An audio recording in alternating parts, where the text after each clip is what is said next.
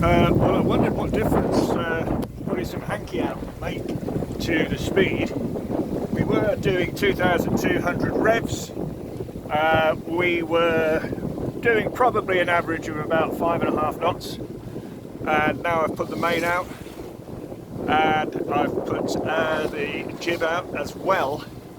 In fact, now it's just about as you know, because it's coming past the mast. I'd like to know a bit more about it, but I think it's in a fairly stable configuration at the moment. And it certainly has added to our speed with a wind of about 8 or 9 knots. We've put on about 1.5 knots. We're doing 6.7. I'm guessing if we get some steady wind about 15 knots, we'll be flying along. And I might have to depower slightly.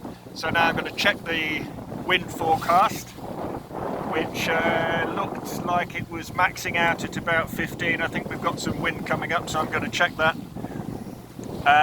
It's difficult to get this main down because you have to get out on the deck to do it. You have to use that winch handle there that you can see on the mast. So probably the first thing to come in would be the jib, and that would probably do, unless we got something like a squall.